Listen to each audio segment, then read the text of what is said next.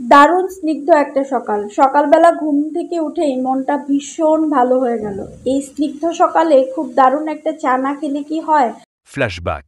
Hello ভালোবাসার মানুষজন, life এক্সপ্রেসের নতুন একটা ব্লগে স্বাগতম। প্রথমেই চলে গেলাম রান্নাঘরে, গিয়ে পাত্রটা বসিয়ে দিলাম ইনফ্রারেড চুলায়। তারপর দিয়ে দিলাম পরিমাণ মতো চা পাতা আর চিনি। চা পাতা আর চিনিটা খুব ভালো করে নাড়তে চাড়তে ভেজে নিব।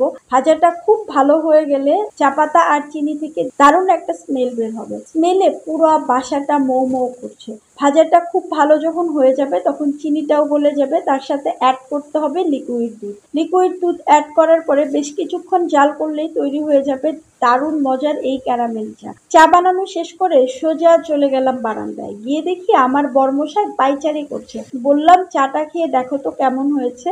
ও মুচকি হেসে বলল দারুণ। কথাটা শুনে মনটা আরো বেশি ভালো হয়ে গেল। আমাদের চা পর্ব শেষ, কিন্তু অস্তিত্ব এখনো নাস্তা খায়নি, তাই অস্তিত্বের নাস্তার জন্য আবার রান্নাঘরে আসলাম। আজকে আমরা একটু বাইরে যাব, তাই অস্তিত্বকে ঝটপট নাস্তা খাওয়ানোর জন্য ডিম ভেজে নিব। চুলায় তেলটা খুব ভালো করে গরম হয়ে গেলে ডিমটা দিয়ে দিব। আমার কাছে মনে হয় ডিম ভাজাটা তত ভালো হয় যত তেলটা বেশি গরম হয়। ডিম ভাজা শেষ, অস্তিত্বকে নাস্তা করিয়ে আমরা বাইরেও চলে এসেছি। বাইরের কাজ শেষ করে বাসায় ফেরার সময় পড়লাম মহা বিপত্তিতে। রাস্তায় কোনো যানবাহন নেই, সিএনজি, বাস, রিক্সা কোনোটাই নেই। একদম আশাহত হয়ে রাস্তায় দাঁড়িয়ে থাকলাম বেশ কিছুক্ষণ। হঠাৎ কোথা থেকে দেখি একটা দোতলা বাস ডাকছে, মিরপুর মিরপুর। মনে হলো যে রুহে দম ফিরে পেলাম।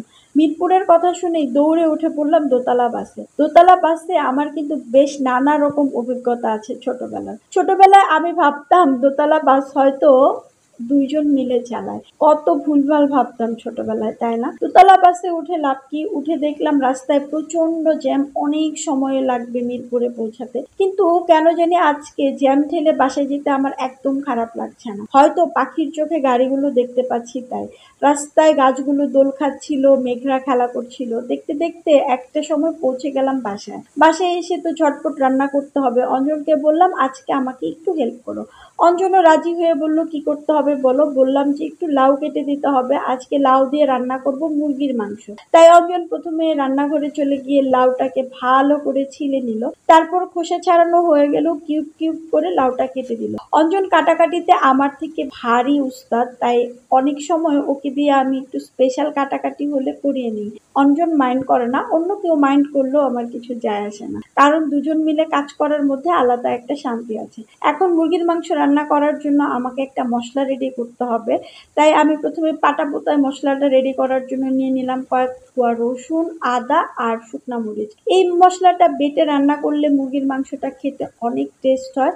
তারপর চুলায় তেলটা গরম করে প্রথমে পেঁয়াজ ভেজে নিলাম, তারপরে দিয়ে দিলাম আমার বাটা মশলা, লবণ, ধনিয়া আর জিরা। মশলাটা ভালো করে কষানো হয়ে গেলে যখন তেল উঠবে তার মধ্যে দিয়ে দিলাম হচ্ছে লাউয়ের টুকরোগুলো। লাউটাকে অল্প একটু কষিয়ে ঝোল দিয়ে দিলাম। পানিটা একটু গরম হলে আগে থেকে ভেজে রাখা মুরগির মাংস অ্যাড করে দিলাম। এই তো আমার লাউ রান্না শেষ। কি ঝটপট লাউ রান্না করে ফেললাম, তাই না? বাসায় অবশ্যই ট্রাই করবেন।